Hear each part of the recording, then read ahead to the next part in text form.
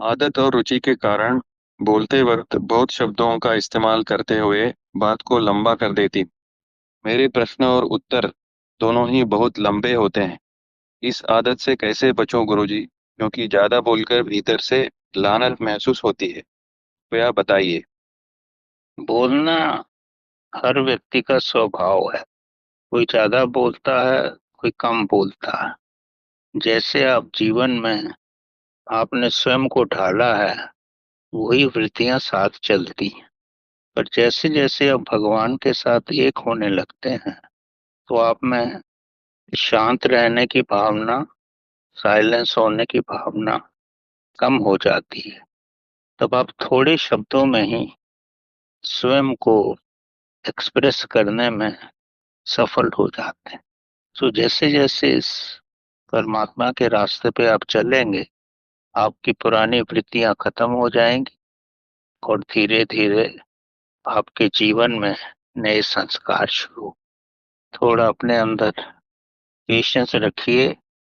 कोशिश कीजिए आत्मा के साथ मिलकर के अवेयरनेस से बात करेंगे, तो थोड़े शब्दों में अच्छा अपने को एक्सप्रेस कर पाएंगे और अपने अंदर से भी कोई ग्लानि नहीं होगी। ठीक है। हाँ गुरुजी, उसी में दूसरा प्रश्न है। बट अवेयरनेस का फायदा नहीं उठाती हूँ, और ये भी एक पुरानी आदत बन चुकी है। अब अवेयरनेस में रहना इस संसार में बहुत कठिनाई से आता है। अवेयरनेस का मतलब अपनी आत्मा के साथ रहना। पहले तो आत्मा का आभास ही नहीं है, आत्मा की समझ ही नहीं है। वो जो भी हम बोलते हैं वो बाहर से ही बोलते हैं, अपने अंदर ध्यान रख के नहीं बोलते। तो जब हम अवेयरनेस के साथ ही नहीं है, तो अवेयरनेस हमारी पकड़ में नहीं आती।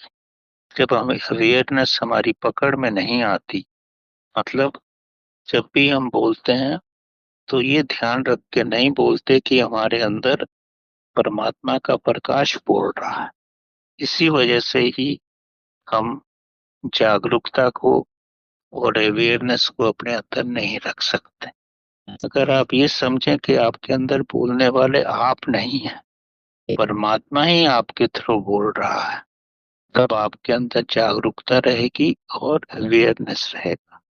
ये सब जीवन में काफी कठिनाई से आता है, और जितना जितना आप भगवान की भक्ति में डूबते रहेंगे, उतना ही जीवन में आना ये सरल हो जाएगा। तो अपने अंदर पेशेंस रखिए, धीरे धीरे सब होने लग। आप देख सकते हैं पिछले 5-7 महीने में या 1 साल में आपके जीवन में कितना परिवर्तन हुआ है। तो वो परिवर्तन बढ़ता जाएगा। ये तो अनंत जर्नी है, अनंत सफर है।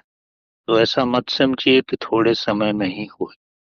इसमें समय कितना भी लग सकता है, लेकिन आपकी धारणा अगर पक्की है, तो अवश्य सफलता प्राप्त होगी। ठीक है।